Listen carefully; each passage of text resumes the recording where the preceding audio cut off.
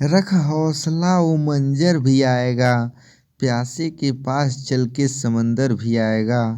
थक कर ना बैठे मंजिल के मुसाफिर, मंजिल भी मिलेगी और मिलने का मज़ा भी आएगा। जय हिंद, गुड मॉर्निंग, राधे राधे हमारे प्यारे सभी साथियों को।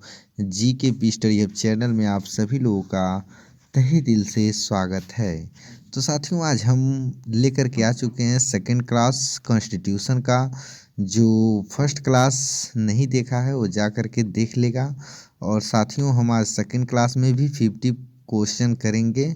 और इन 50 क्वेश्चंस में से साथियों समथिंग साथियों 4 से 5 क्वेश्चन आपके एग्ज़ाम में ज़रूर मिलेंगे, हूबहू क्वेश्चन मिलेंगे। और साथियों, अगर आपने अभी तक चैनल को सब्सक्राइब नहीं किया तो चैनल को सब्सक्राइब भी कर लेंगे। पहले वीडियो देख लीजिएगा, अगर वीडियो अच्छा लगेगा तो ही सब्सक्राइब कीजिएगा। तो आइए साथियों, बिना देर किए हुए शुरू करते हैं आज का पहला क्वेश्चन। 51 क्वेश्चन शुरू करते हैं।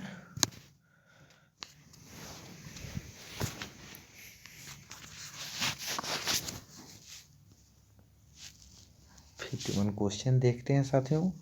किस अनुसूची में अनुसूचित क्षेत्रों में अनुसूचित जनजाति के बारे में वर्णन किया गया है? तो साथियों, मैं बता दूं, 5वीं अनुसूची में अनुसूचित क्षेत्रों और अनुसूचित जनजाति का वर्णन किया गया है। नेक्स्ट क्वेश्चन की तरफ प्रोसीड करते हैं। भारत के प्रथम वायसराय कौन थे? तो लॉर्ड कैनिंग भारत के प्रथम वायसराय थे। 53वें क्वेश्चन की तरफ चलते हैं। दल बदल विधेयक से संबंधित प्रावधानों का उल्लेख किस अनुसूची के अंतर्गत आता है? तो 10वीं अनुसूची के अंतर्गत आता है। नेक्स्ट क्वेश्चन देखते हैं। 14 वर्ष से कम आयु के बच्चे कारखाने में काम नहीं कर सकते हैं, किस अनुच्छेद में यह कहा गया है? तो यह 24 अनुच्छेद में कहा गया है, 24। और साथियों, पूछ दे अगर देह व्यापार किस आर्टिकल में है? तो आर्टिकल 23 में है। आर्टिकल 23 ये नोट डाउन कर लेंगे आप। आइए नेक्स्ट क्वेश्चन की तरफ चलते हैं। वायसराय पद का सृजन कब किया गया था? तो मैं बता दूं साथियों, वायसराय पद का सृजन जो है 1858 का जो भारत शासन अधिनियम था उसी के तहत इसे सृजित किया गया था, यानी बनाया गया था। 56 क्वेश्चन की तरफ चलते हैं। हम भारत के लोग भारत को एक प्रभु संपन्न समाजवाद पंथ निरपेक्ष लोकतांत्रिक, इसी को पूछ रहा है कि हम भारत के लोग जैसे शब्दावली का उल्लेख संविधान में कहाँ किया गया है? तो ये साथियों प्रस्तावना में किया गया है। आप सभी लोग जानते ही होंगे क्योंकि आप लोग सीनियर स्टूडेंट हैं। नेक्स्ट क्वेश्चन की तरफ चलते हैं। न्यायिक समीक्षा की अवधारणा कहाँ से ली गई है? तो साथियों, इस क्वेश्चन का भी आंसर आप सभी लोग जानते होंगे, अमेरिका से ली गई है। बंगाल के पहले गवर्नर कौन थे? तो आर.एन. हेस्टिंग थे।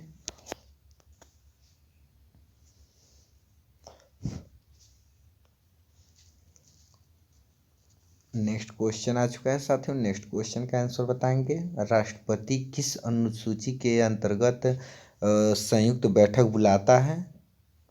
तो साथियों, मैं बता दूं, राष्ट्रपति जो है 108 अनुसूची के अंतर्गत संयुक्त बैठक को बुलाता है। और इस बैठक का जो अध्यक्षता है साथियों लोकसभा के स्पीकर करते हैं।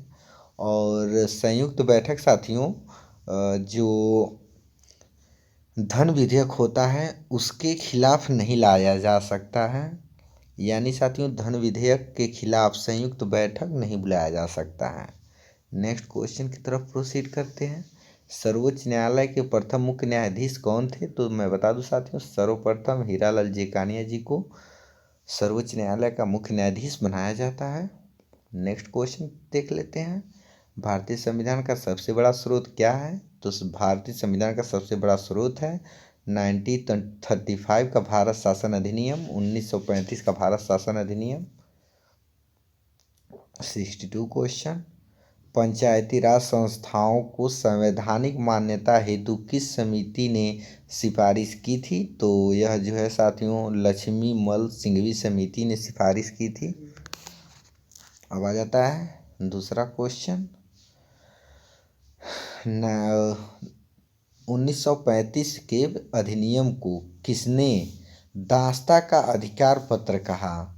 तो साथियों मैं बता दूं, पंडित जवाहरलाल नेहरू ने जो 1935 का भारत शासन अधिनियम था उसे दासता का अधिकार पत्र कहा था। नेक्स्ट क्वेश्चन की तरफ प्रोसीड करते हैं।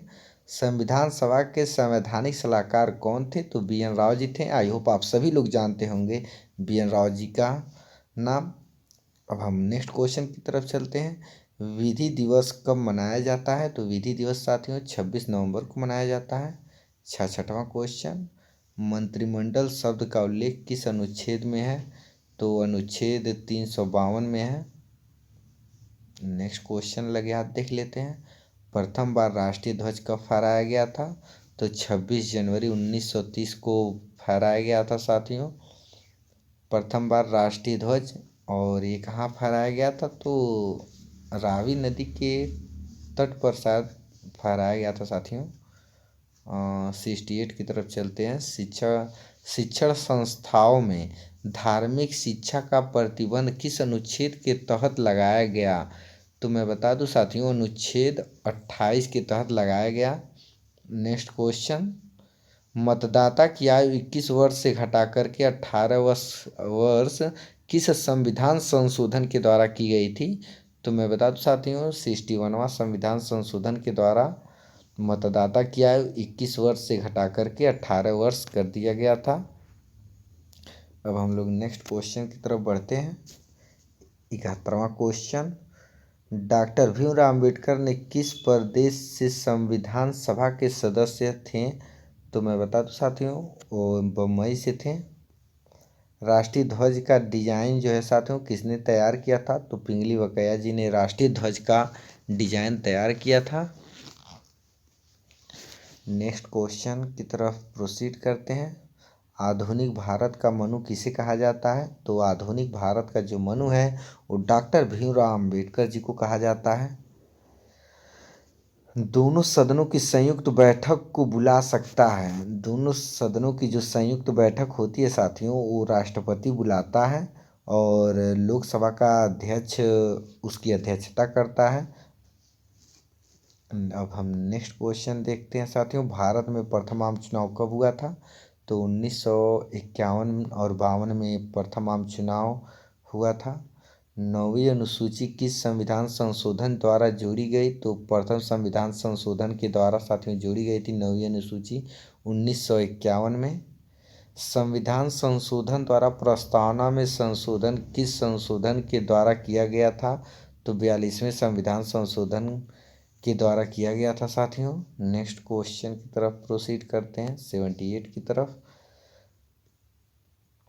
शोषण के विरुद्ध अधिकार किस अनुच्छेद के अंतर्गत आता है? तो शोषण के विरुद्ध जो अधिकार है साथियों वो आर्टिकल 23 और 24 में आता है।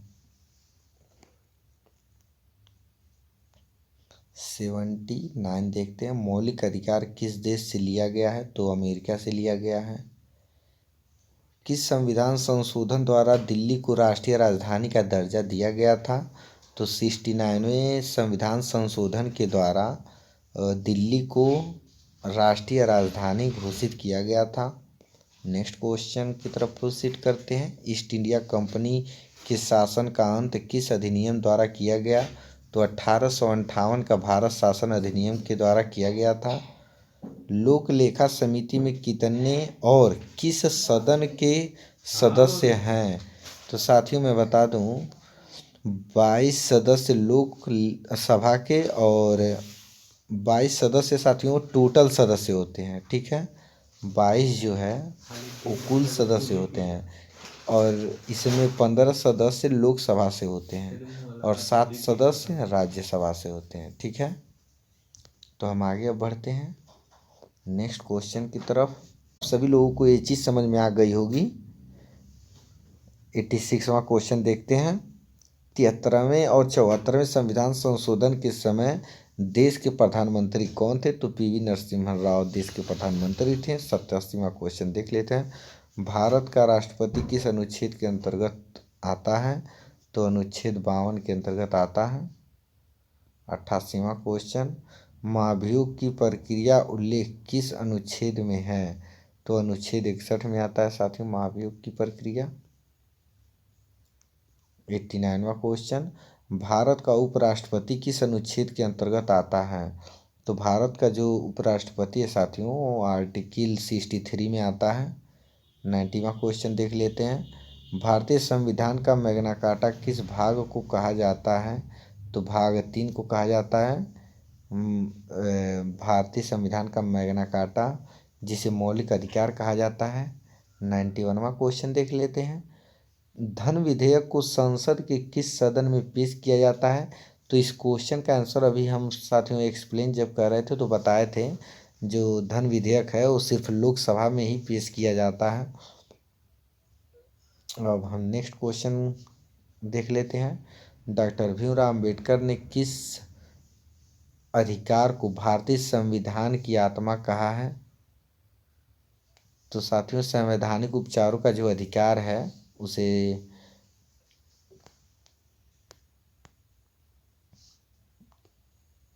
डॉक्टर भीमराव अम्बेडकर ने भारत का मैग्ना कार्टा कहा है, जिसे आर्टिकल हम 32 कहते हैं।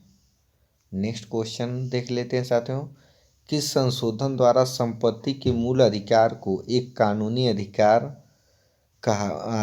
अधिकार बनाया गया है? तो 44वें संविधान संशोधन को साथियों 44वें संविधान संशोधन के द्वारा साथियों मौलिक अधिकार को कानूनी अधिकार बना दिया गया, संपत्ति के अधिकार को। अब हम नेक्स्ट क्वेश्चन की तरफ प्रोसीड करते हैं, और ये 1900 साथियों 1979 की बात है, 1979। अब हम नेक्स्ट क्वेश्चन देख लेते हैं, राज्यसभा का पदेन सभापति कौन होता है? तो उपसभापति राज्यसभा का पदेन सभापति होता है।